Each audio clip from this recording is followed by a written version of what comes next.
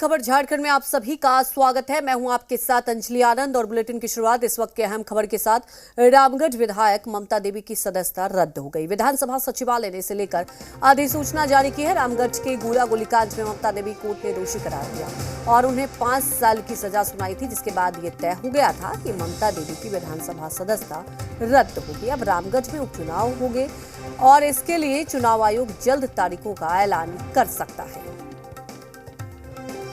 तमाम जानकारी के साथ हमारे रेजिडेंट एडिटर मनीष मेहता जुड़ चुके हैं फोन लाइन से। मनीष, देखिए, ममता देवी की सदस्यता की बात की जाए तो वो तो रद्द हो गई। आने वाले वक्त में क्या लगता है किस तरह से समीकरण, क्योंकि एक बड़ा झटका जरूर लगा है। बिल्कुल, इसमें कोई दो राय नहीं है कि कांग्रेस को और साथ ही साथ यूपीए फ्रंट के लिए एक बड़ा झटका है, क्योंकि ममता देवी ने रामगढ़ जैसी सीट, जो कि एक बहुत लंबे अरसे तक एनडीए फोल्डर के पास ये सीट रही थी अंजलि, और उस सीट को उन्होंने इस पिछले आम चुनाव में कांग्रेस के खाते में डाला था। तो निश्चित तौर पे अगर ये सीट कांग्रेस के हाथ से निकली है, एक बड़ा झटका माना जा रहा है। और जिस तरह से जो कोर्ट के फैसले के बाद हम देख रहे हैं कि लगातार जो है, चाहे एनडीए फोल्डर हो या फिर यूपीए फोल्डर हो, दोनों ही तरफ से जो है तैयारियां जो है रामगढ़ में चुनाव को लेकर के काफी तेज हो गई है। लेकिन सबसे महत्वपूर्ण बात है कि ये 5वां उपचुनाव होगा, यानी कि 2019 के आम चुनावों के बाद झारखंड में ये 5वां उपचुनाव होगा। और अगर आप ट्रैक रिकॉर्ड की बात करें तो पिछले 4 उपचुनाव में यूपीए फ्रंट को जीत मिली है। लेकिन इस बार समीकरण काफी बदले हुए हैं। बीजेपी भ्रष्टाचार और नव जिहाद जैसे गंभीर मुद्दों पर यूपीए फ्रंट को घेर रही है अंजलि, तो वहीं दूसरी तरफ यूपीए फ्रंट जो है 1932 आधारित स्थानीय नीति, ओबीसी आरक्षण में बढ़ोतरी जैसे जो लोकल विषय है उस पर एनडीए फोल्डर को घेर रहा है। और यही वजह है कि बदलते समीकरण के बीच जो जानकारी निकल के आ रही है दोनों कैंप से कि इस बार के उपचुनाव में संभावनाएं जताई जा रही है, जो जानकारी अभी आ रही है। मनीष, आप हमारे साथ बने रहिए। हमारे साथ बीजेपी नेता योगेंद्र प्रताप सिंह जी भी जुड़ चुके हैं। योगेंद्र जी, आपका स्वागत। सबसे पहले तो योगेंद्र जी, कैसे लेते हैं आप लोग, क्योंकि अभी हमारे रेजिडेंट एडिटर मनीष मेहता भी जुड़े हुए हैं, हम लोग यही चर्चा कर रहे हैं कि भारतीय जनता पार्टी अगर उपचुनाव होता है तो कड़ी टक्कर देगी। निश्चित रूप से इस प्रकार की प्रदेश में परिस्थिति अभी है, इस प्रकार से राज्य संपोषित भ्रष्टाचार पूरे प्रदेश में हावी है, और जिस प्रकार से जो भ्रष्टाचार की मतलब नई गाथा लिखी जा रही है, वैसी परिस्थिति में तो निश्चित रूप से हम दावे के साथ कह सकते हैं तो वर्तमान में इस सरकार के खिलाफ वातावरण है और उसका पूरा लाभ मिलेगा। लेकिन योगेंद्र जी, इसके पहले भी यही दावे किए जा रहे थे भारतीय जनता पार्टी की तरफ से, लेकिन उसका असर तो दिखाई दिया नहीं इसके पहले जो भी उपचुनाव हुए। क्या लगता है अगर यहाँ की सीट की बात करें तो क्यों इम्पैक्ट होगा? हो सकता है कि हम चुनाव नहीं जीत पाए इन जो इसके पहले जो उपचुनाव हुए हैं, लेकिन हमारा वोट परसेंटेज बढ़ा है और बहुत कम मार्जिन से हम वोट हारे हैं। विपरीत परिस्थितियों में भी, क्योंकि सरकार ने वहां पर धन बल अपना पूरा तंत्र लगा करके जो है चुनाव को जीतने का काम किया। हम लोग जो है पूरी ईमानदारी से लड़े, और मधुपुर जैसे दुरूह क्षेत्र में जहां पर हमारी मतलब कोई समीकरण नहीं बनता, वहां हमको 1 लाख से ऊपर वोट है। जी बिल्कुल। देखिए योगेंद्र प्रताप जी, क्या होता है कि भारतीय जनता पार्टी लगातार दावे कर रही है, इसलिए मेरा सवाल भी था आपसे कि इस बार ऐसा क्या समीकरण, और आप हमारे साथ बने रहिए। हमारे साथ जेएमएम नेता सुप्रियो भी जुड़ चुके हैं। सुप्रियो भट्टाचार्य जी, आपका बहुत बहुत स्वागत जी बिहार झारखंड पर। सुप्रियो जी, क्या कह सकते एक बड़ा झटका लगा है? कोई झटका नहीं है, तो हम लोगों के लिए चुनौती है, और हर चुनौती हम लोगों के लिए एक अवसर प्रदान करती है। ये तो आप पहली बार हमको लगता है इस देश में 3 साल में, इतने छोटे से विधानसभा में 3 साल में ये 5वां उपचुनाव होने जा रहा है। जो भारतीय जनता पार्टी हमेशा सपना देखती है कि हर चुनाव में उनके नेता नई सरकार बनाने की बात करते हैं, फिर जनता उनको ऐसा सबक सिखाती है कि फिर से दुबक के घर में बैठ जाती है। तो ये 5वां बार होगा जब। लेकिन सुप्रियो जी, इस बार तो दावा कर रहे हैं, हमारे साथ जुड़े हुए हैं बीजेपी नेता भी जुड़े हुए हैं, तो कह रहे हैं कि देखिए लगातार भ्रष्टाचार हो रहा है, इसका फायदा होगा।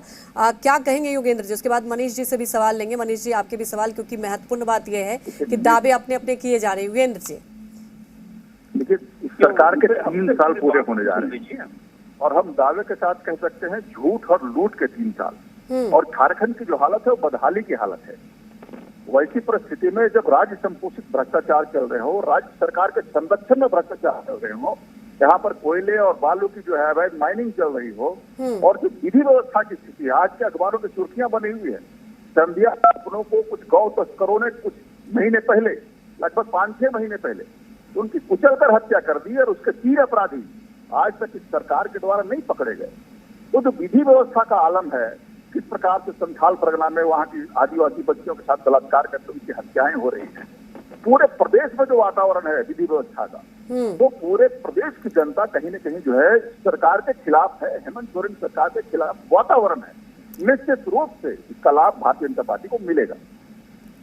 बिल्कुल, आप देखिए दावे अपने अपने किए जा रहे हैं। वहीं हमारे साथ आसू नेता देव सरन भी जुड़ चुके हैं। आपका स्वागत है सर। सबसे बड़ी बात यही मैं कहूंगी कि देखिए, अगर रामगढ़ की बात की जाए, समीकरण को देखा जाए तो भारतीय जनता पार्टी भी अपने दावे कर रही है, लेकिन क्या लगता है कि वाकई इस बार सत्ता पक्ष, जो कि बार बार दावे कर रही है कि ऐसा कुछ नहीं है विपक्ष के पास मुद्दे, तो क्या फायदा हो पाएगा सत्ता पक्ष को या विपक्ष को? ये सरकार ने जो वादे करके लोक लुभावन आश्वासन दे करके सत्ता में काबिज हुआ, वो तमाम वादे आज भी जनता खोज रही है कि आखिर वो वादा पूरा कहाँ है। चाहे वो जितने भी मामले हो, चाहे झारखंड के संवेदनशील मामले हो, स्थानीयता का सवाल है, आरक्षण का सवाल है, नौजवानों को नौकरी देने का सवाल है। कहा था कि भाई हम हर साल 5 लाख लोगों को, युवाओं को नौकरी देंगे।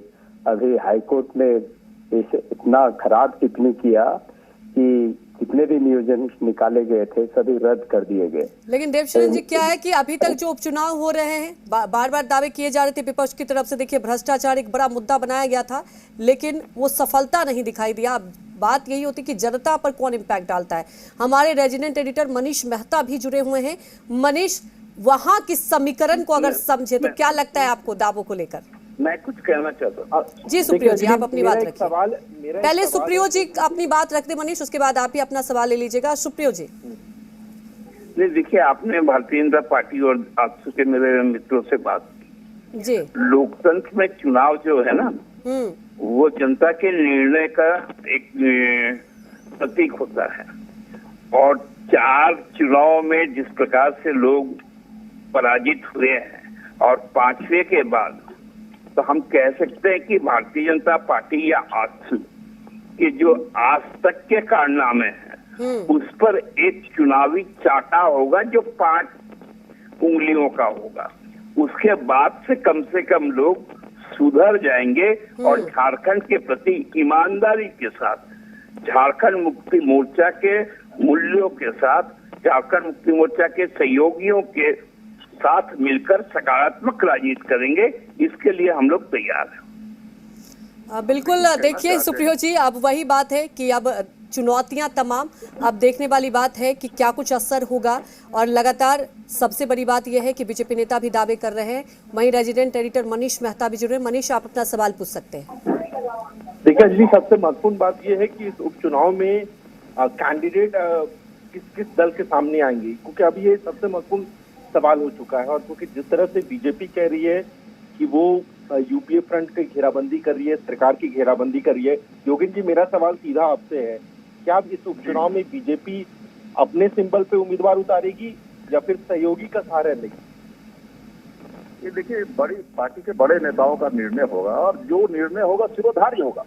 मैं सिर्फ ये कह रहा हूं कि जो प्रदेश में वही वर्तमान परिस्थिति में जो वातावरण है, वैसी परिस्थिति का लाभ निश्चित रूप से सरकार के खिलाफ जो भी पार्टी लड़ेगी, चाहे गठबंधन लड़े, चाहे वो भारतीय जनता पार्टी लड़े, ये निर्णय तो हमारा है, नहीं हो नहीं सकता है। निर्णय बड़े नेताओं का होगा। ये बड़े नेताओं का निर्णय के बाद, क्योंकि एजेएसयू बार बार ये दावा कर रहा है कि इस सीट पर उसका अधिकार बनता है और उम्मीदवार एजेएसयू का ही होगा, इसलिए ये सवाल आपसे पूछा जा रहा है कि दावेदारी तो हर समय पार्टी है, कोई भी पार्टी अगर है तो स्वाभाविक रूप से चुनाव लड़ने का एक मनसा तो रखता ही है। नहीं, मैंने ये बड़े नेताओं का निर्णय होगा, ये हमारा, हम इस बात से कुछ नहीं कह सकते। ये बड़े नेताओं का निर्णय होगा। हमारे यहाँ एक पूरी प्रक्रिया है, उस प्रक्रिया के तहत एक कोर कमेटी बैठती है, कोर कमेटी निर्णय लेती है। आज तो पार्टी के साथ स्वाभाविक गठबंधन है, पिछले 20 सालों से हम गठबंधन में रहे हैं। मैं आ रहा हूँ योगेंद्र जी, मैं आ रहा हूँ आपके पास।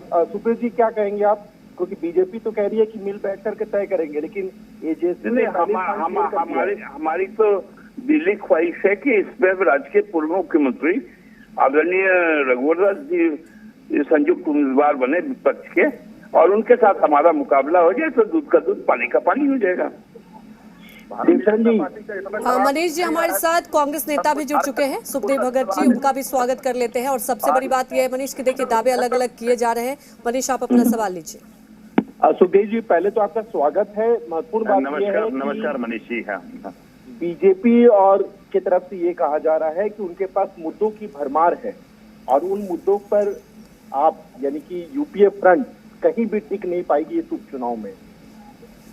मैं आपको स्पष्ट कर दूं मनीष जी, भारतीय जनता पार्टी और आजसू दोनों जो हमारे यहाँ पे जिनके गठबंधन में है, कहीं न कहीं वो धाराशायी इसलिए हैं कि हेमंत सोरेन जी के नेतृत्व में जेएमएम, कांग्रेस और राजद ने सारे मुद्दे उन्होंने समाप्त कर दिए। चाहे वो खाद्यान्न की बात हो या फिर ओल्ड एज पेंशन की बात हो या फील्ड फायरिंग रेंज की बात हो, तो वो सारी चीजों के मुद्दों को हमने समाप्त कर दिया है। और नतीजा ये हो गया है कि वो फ्रस्ट्रेशन में सरकारी एजेंसियों का दुरुपयोग उतर आई है। तो जिसे कहा जो जनादेश हमें मिला है, जनादेश का वो सम्मान नहीं कर रहे हैं। और प्रॉक्सी वॉर मैं इसलिए कर रहा हूँ कि कहीं न कहीं जो सेंट्रल एजेंसियां हैं, जो संवैधानिक कॉन्स्टिट्यूशनल बॉडी है, उनका वो दुरुपयोग करने का वो प्रयास कर रही है। हालांकि उस प्रयास वो सफल नहीं हो पा रही है। और ये निश्चित रूप से हम कह सकते हैं कि जितने भी हमारे बाई इलेक्शंस हुए हैं, उसमें हमारी गठबंधन की चाहे सरकार, वो गठबंधन जो पार्टियां हैं, गठबंधन में जो पार्टियां सम्मिलित है, वो जीती हैं। लगातार उन्हें हार का सामना करना पड़ा है और रामगढ़ में भी उन्हें हार का सामना करना पड़ेगा। वो और जिस प्रकार मैंने कहा कि सत्य होता है, और जैसे कहा जो वो प्रॉक्सी वॉर कभी वो जीत नहीं पाएंगे। और ये मैं कह सकता हूँ, आज अभी हमारे सुप्रियो भाई उन्होंने स्पष्ट कहा है, हम तो चाहते हैं कि वो ये रघुवर दास जी के यहाँ से चुनाव लड़ाएं और ये क्या परिणाम होगा वो सामने नजर आ जाएगा। सुप्रियो जी एक सवाल मेरा सीधा आपसे यही था कि जो जानकारियां सामने आ रही है एनडीए कैंप से, मनीष जी, सुप्रियो जी हमारे साथ अभी नहीं जुड़े हुए हैं। आप बीजेपी नेता से भी सवाल ले सकते हैं, क्योंकि सवाल यही है मनीष कि यहाँ पर देखिए चुनौतियां हैं और अपने अपने दावे किए जा रहे हैं। योगेन जी चलते चलते इस बात का जवाब दे दीजिए, क्योंकि जो जानकारियां एनडीए कैंप से आ रही है उसमें तो यही खबर आ रही है कि आप लोग जेएसयू के लिए सीट छोड़ रहे हैं। सीट छोड़ रहे हैं जी, हेलो जी योगेन जी। हाँ, आवाज नहीं आई, क्या बोले आप? जो जानकारियां आ रही है जेएसयू और बीजेपी कैंप दोनों ही, यानी कि एनडीए कैंप से जो जानकारियां आ रही हैं वो ये कि रामगढ़ उपचुनाव में बीजेपी जेएसयू के लिए सीट छोड़ सकती है। और आपको क्या लगता है अगर ऐसा होता है तो कितना टक्कर कितना जबरदस्त होगा? देखिए, हमने कहा ना कि ये पार्टी के बड़े नेताओं का निर्णय होगा और उसके लिए पूरी प्रक्रिया है। वो प्रक्रिया पूरी करने के बाद इसके ऊपर निर्णय लिया जाएगा। लेकिन निश्चित रूप से हम कह सकते हैं कि उनके साथ मेरा स्वाभाविक गठबंधन रहा है और बहुत बार उस सीट पे उनका नेतृत्व भी रहा है। और ऐसे ही परिस्थिति वर्तमान समय पूरे प्रदेश की बनी है, जिस प्रकार का वातावरण है सरकार के खिलाफ में, हेमंत सोरेन सरकार के खिलाफ में, निश्चित रूप से उसका लाभ विपक्ष को मिलेगा। एक आखिरी सवाल देवशरण जी आपसे है कि क्या आप लोग तैयार है चुनाव लड़ने के लिए? देवशरण जी अभी हमारे साथ अभी नहीं है। और देखिए हर कोई पूरी तैयारी कर चुका है। योगेंद्र प्रताप सिंह जी आपका बहुत बहुत शुक्रिया हमारे साथ जुड़ने के लिए। मनीष मेहता आपका भी शुक्रिया। तो आपको बता दें, आपने सुना हर राजनीतिक पार्टी के देखिए अपने अपने दम है, लेकिन बड़ा सवाल यह है भारतीय जनता पार्टी जो कि इसके पहले भी उपचुनाव में तमाम दावे कर रही थी, अब बड़ा मुद्दा ये है कि देखिए अगर इस सीट की बात की जाए तो कौन बाजी मारेगा। और इसके लिए तमाम पार्टियों ने अभी से ही आपको बता दें कि अपने अपने दावों की बात कर रहे हैं और अपने अपने जीत के दावे कर रहे हैं।